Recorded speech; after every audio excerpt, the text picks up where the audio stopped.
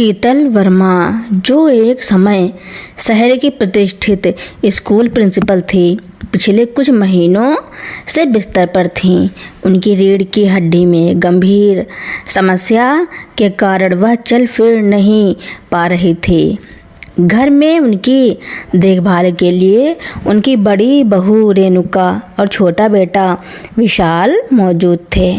उनके बड़े बेटे मनोज और बेटी अंजू विदेश में सेटल थे, लेकिन उन्होंने पिछले हफ्ते भारत आकर एक महंगे होटल में डेरा डाल लिया था।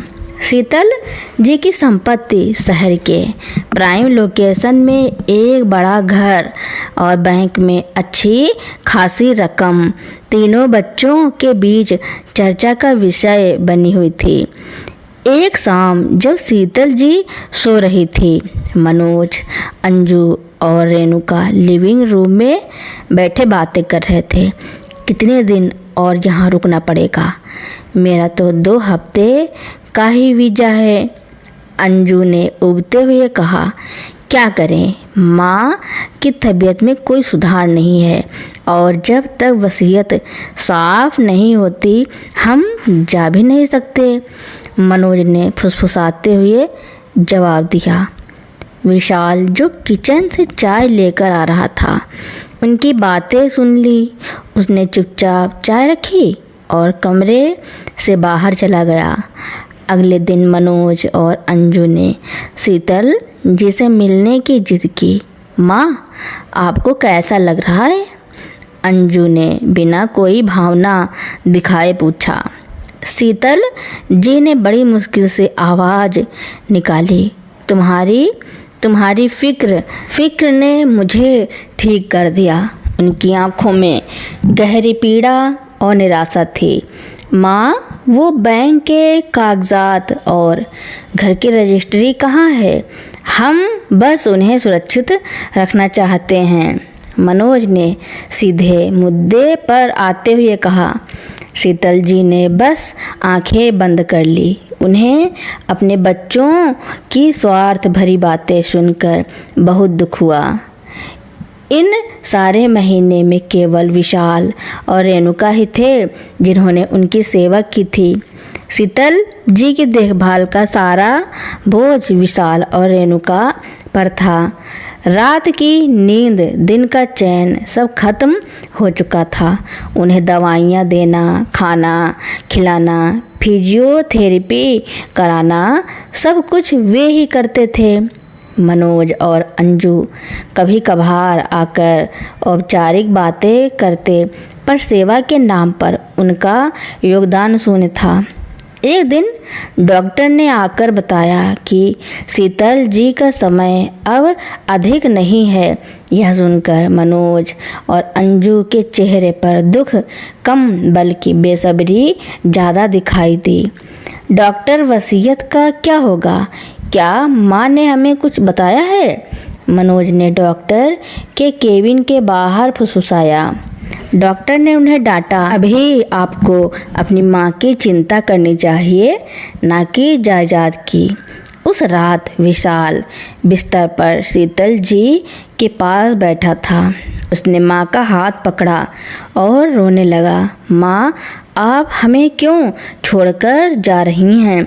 मैं और रेणुका आपके बिना कैसे रहेंगे? मुझे और कुछ नहीं चाहिए, बस आप ठीक हो जाइए। शीतल जी ने मुश्किल से अपना हाथ उठाया और विशाल के गाल पर रखा। यह एक मूक आशीर्वाद और धन्यवाद था। अगले दिन सुबह शीतल जी की सांसें उखड़ रही थी। उन्होंने अंतिम बार अपने बच्चों को बुलाया। मनोज और अंजू जल्दी से दौड़ कर आए। उनके दिल में एक ही सवाल था, वसीयत। माँ, क्या कहना चाहती हैं आप? अंजू ने जल्दी से पूछा। शीतल जी ने धीरे से आवाज़ निकाली। विशाल और रेणुका, इससे पहले कि वह कुछ और कह पाती, उनकी आंखें हमेशा के लिए बंद हो गईं। घर में मातम छा गया।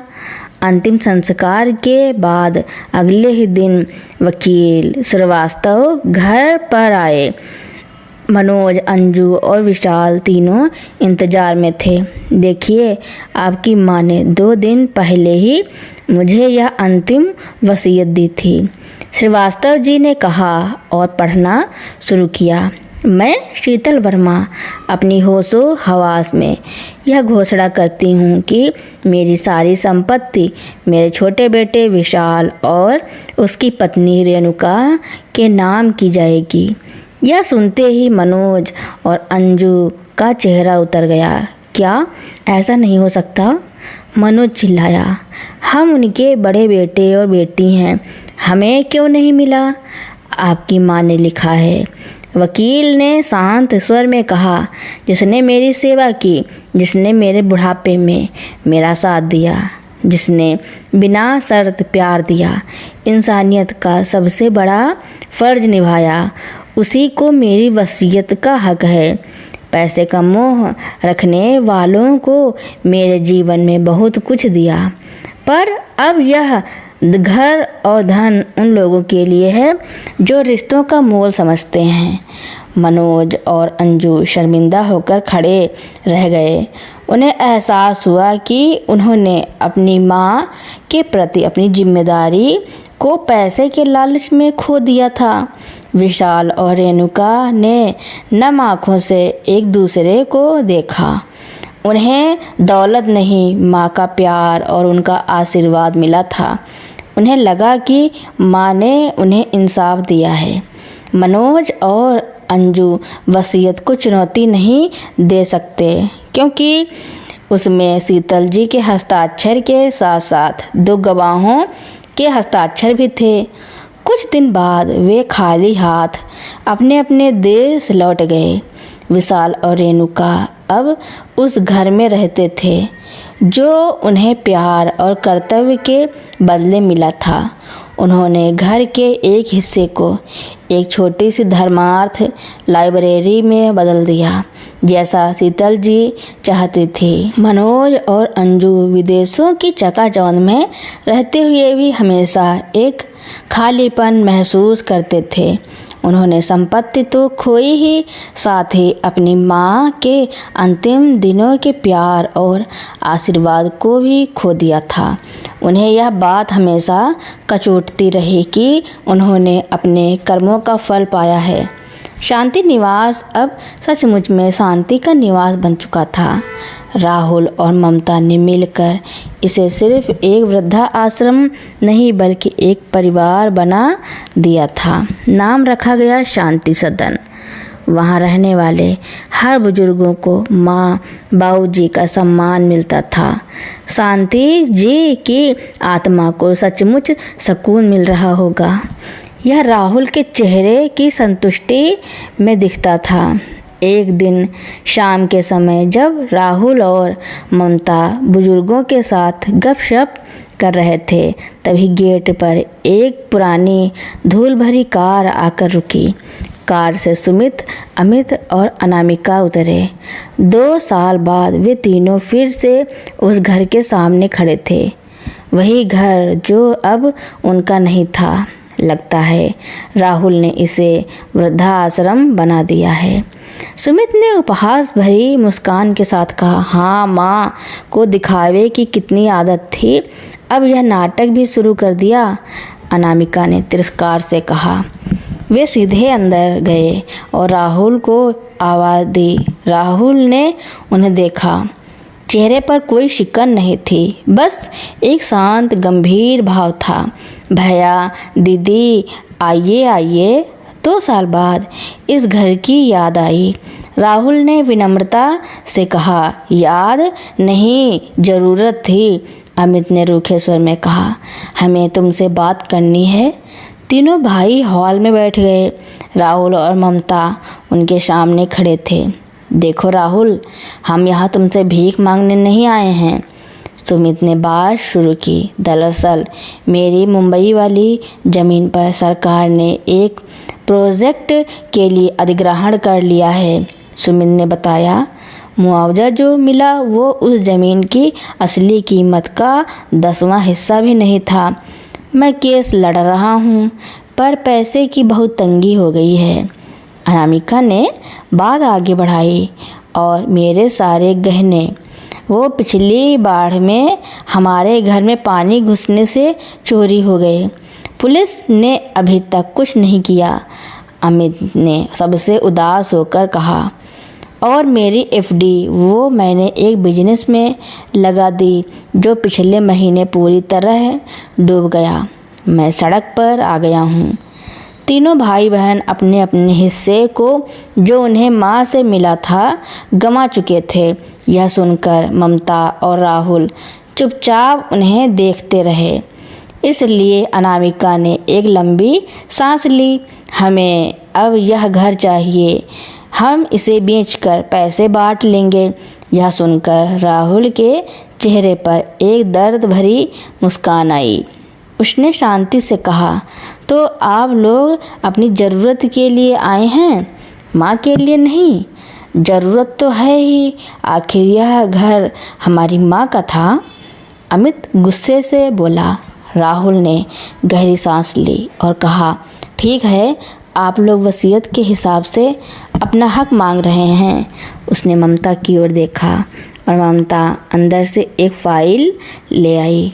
राहुल ने फ़ाइल खोली और कहा, इंसाफ तो ऐसा, माँ ने यह घर मेरे नाम किया था, पर उन्होंने हमेशा कहा था कि यह घर परिवार का है और परिवार सिर्फ खून के रिश्तों से नहीं बनता बल्कि प्रेम और समर्पण से बनता है।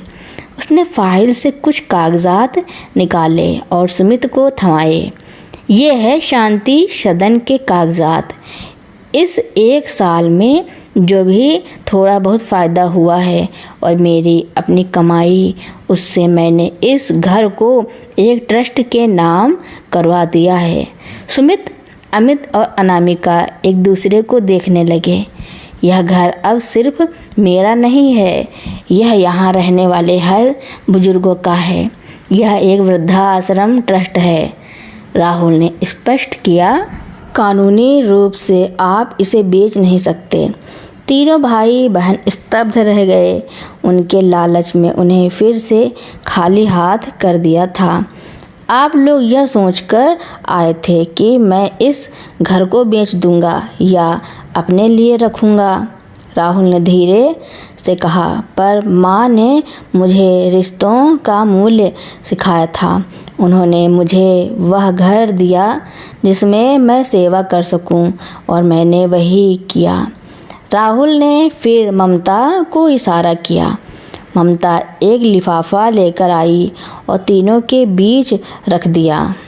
आपके हिस्से की ज़मीन, गहने और एफडी भले ही आपके हाथ से चले गए, पर माँ ने हमेशा एक बात सिखाई थी, विपत्ति में अपनों का साथ देना, राहुल ने कहा। इस लिफाफे में जो पैसे हैं वो मैंने और ममता ने अपनी मेहनत से कमाए हैं। ये आप तीनों के लिए हैं। आप अपने छोटे मोटे कर्ज चुका सकते हैं और नया काम शुरू कर सकते हैं। मनोज, अमित और अनामिका की आंखें भर आईं। यह सिर्फ पैसे नहीं थे, यह उनके छोटे भाई और बहू की ओर से मिला प्यार और क्षमा था। उन्हें एहसास हुआ कि जिसे वे नौकर समझते थे, उसने उनके साथ सगे भाई जैसा व्यवहार किया था। हमें माफ़ कर दो राहुल, अनामिका का स्वर रूंध गया था। माँ ने कहा था कि इंसाफ हो तो ऐसा। राहुल ने ममता की ओर देखकर मुस्कुराते हुए कहा, माँ ने वसीयत से हमें घर नहीं बल्कि आप लोगों को सबक सिखाया और हमें सेवा का मौका दिया। तीनों भाई बहन सिर झुकाकर वहाँ से चले गए। वे संपत्ति गंवा चुके थे, पर उन्हें एक बड़ा सबक मिला था। स्वार्थ से बढ़कर प्रेम और सेवा का बंधन होता है और यही सच्चा धन है। राहुल और ममता ने जाते हुए उन्हें देखा। अब उनके चेहरे पर कोई उदासी नहीं थी, सिर्फ संतोष था। शांति जी की इच्छा पूरी करने का संतोष। सुमित, अमित और अनामिका तीनों भाई बहन शांति सदन से निकले। तो उनकी आंखें सिर्फ राहुल के दिए लिफाफे पर नहीं थी, बल्कि उनकी आंखों में एक गहरी आत्मग्लानि और पश्चाताप का भाव था। उन्होंने शहर के एक छोटे से ढाबे पर रात का खाना खाया। मेज पर राहुल द्वारा दिए गए पैसे रखे थे। तीनों में से किसी ने भी उन पैसों को छुआ नहीं। हम लोगों ने क्या कर दिया भाई? अनामिका ने धीरे से कहा। जिस राहुल को हम नौकर समझते थे, उसने हमें अपनी मेहनत की कमाई दे दी, वो भी तब जब हम खुद उसे लूटने आए थे। अमित ने अपना सिर पकड़ लिया। माँ ने वसीयत से हमें घर नहीं दिया और हमें सबसे बड़ा सबक सिखाया। हमारा हक हमें मिला था, जमीन, पैसा, गहने, पर हमने उन्हें स्वार्थ और लापरवाही में गंवा दिया। और राहुल ने, जिसके पास पूरा घर था, उसे सेवा का साधन बना दिया। सुमित, जो हमेशा सबसे ज़्यादा कठोर था, उसने लंबी सांस ली। हम तीनों माँ के आखिरी समय में उनके पास वसीयत के लिए थे, न कि उनके प्यार के लिए। राहुल और ममता ने माँ की सेवा की और आज उन्होंने हम तीनों की मदद करके इंसानियत का फ़र्ज निभाया।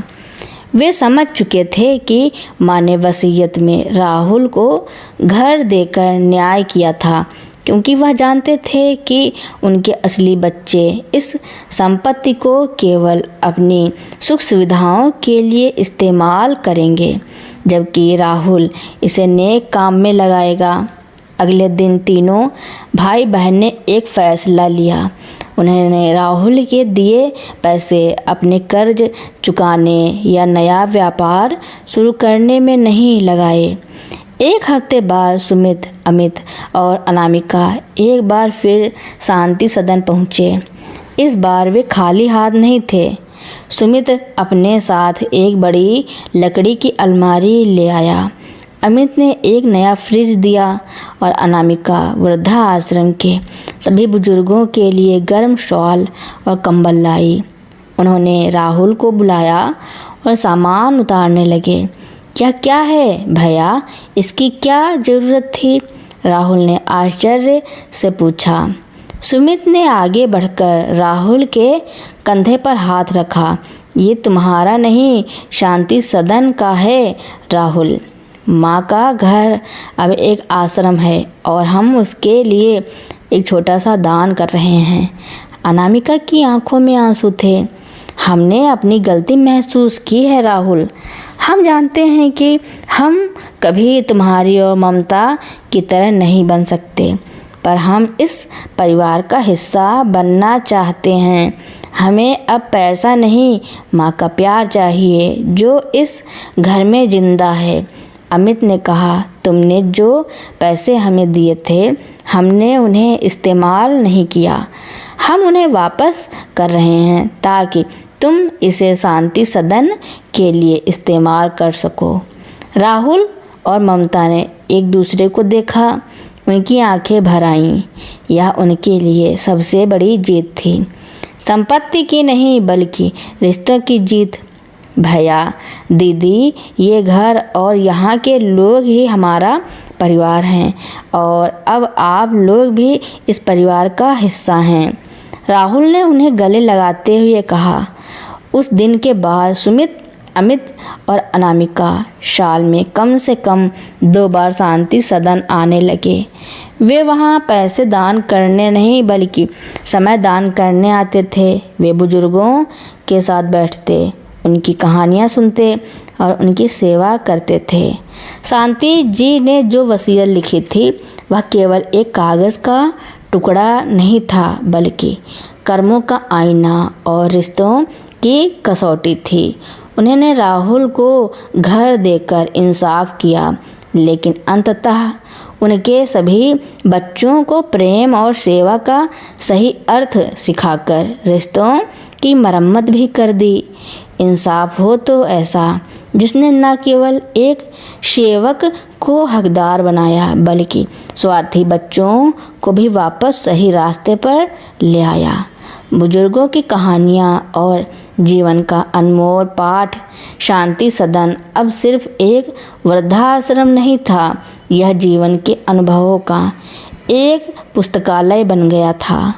राहुल और ममता ने देखा कि हर बुजुर्ग के पास एक अनमोल कहानी थी जिसने उनके अपने जीवन के दृष्टिकोण को बदल दिया। प्रोफेसर नारायण, 75 वर्षीय प्रोफेसर नारायण, जो एक समय प्रतिष्ठित इतिहासकार थे, अकेलेपन के कारण शांति सदन आए थे। उनके बच्चे विदेश में थे और उन्हें भूल चुके थे। प्रोफेसर ने राहुल और ममता को समय का मूल्य और ज्ञान की शक्ति सिखाई। उनकी प्रेरणा से राहुल ने शाम को बुजुर्गों के लिए साक्षरता कक्षाएं शुरू की, जिससे शांति सदन का माहौल और भी जीवंत हो गया। प्रोफेसर नारायण ने एक बार राहुल से कहा था, बेटा, असली विरासत जमीन जायदाद नहीं, अच्छे कर्म होते हैं। तुम्हारी माँ ने तुम्हें यह घर देकर तुम्हें जीवन का सबसे बड़ा निवेश दिया है। श्रीमती कपूर, 80 वर्ष की श्रीमती कपूर एक सफल व्यवसायी महिला थी जिन्होंने अपनी सारी दौलत अपने पोते पोतियों के नाम कर दी थी, लेकिन जब उन्हें सहारा चाहिए था तो सबने पल्ला झाड़ लिया। उन्होंने ममता को सिखाया कि वित्तीय स्वतंत्रता कितनी जरूरी है। उनके मार्गदर्शन में ममता ने शांति सदन के लिए छोटे छोटे हस्तशिल्प बनाना और बेचना शुरू किया, जिससे आश्रम की थोड़ी बहुत आय होने लगी और ममता को एक नई पहचान मिली। मेजर सिंह, 70 वर्षीय मेजर सिंह एक सेवानिवृत्त सैनिक थे। उन्होंने राहुल को अनुशासन और विपरीत परिस्थितियों में शांत रहने की कला सिखाई। जब कभी राहुल अपने भाई बहनों के प्यार से दुखी होता, मेजर सिंह कहते, जवान, तुम्हारा कर्तव्य तुम्हारे क्रोध से बड़ा है। अपनी माँ की इच्छा पूरी करो और देखो, एक दिन तुम्हारे भाई बहन खुद सही रास्ते पर आ जाएंगे। और मेजर सिंह की बात सच हुई। बुजुर्गों से मिले ज्ञान और प्रेरणा के कारण राहुल और ममता ने महसूस किया कि उनका मिशन सिर्फ शांति सदन तक सीमित नहीं है। 3 साल बाद सुमित, अमित और अनामिका के सहयोग और भावनात्मक समर्थन से राहुल ने शहर के बाहर एक और छोटी सी जगह खरीदी।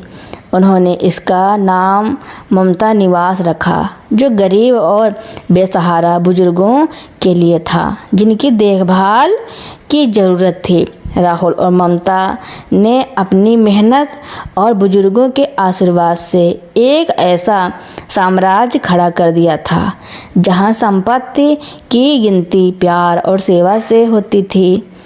उन्होंने इंसाफ हो तो ऐसा कहानी को सिर्फ एक वसीयत तक सीमित नहीं रखा, बल्कि उसे सेवा हो तो ऐसी की मिसाल बना दिया। वे अब शहर में मानवता और समर्पण का प्रतीक बन चुके थे। शांति जी की विरासत उनके बच्चों के बीच बटे न बटे, लेकिन वह सैकड़ों बेसहारा चेहरों पर मुस्कान बनकर हमेशा जिंदा रही। तो दोस्तों, मेरी कहानी सुनने के लिए आपका बहुत बहुत धन्यवाद। ऐसी ही कहानियाँ सुनने के लिए मेरे चैनल को लाइक, कमेंट, शेयर, सब्सक्राइब एवं बेल आइकन का बटन दबाना ना भूलना, ताकि मेरी नई नई कहानियाँ आप तक पहले ही पहुँचती रहें।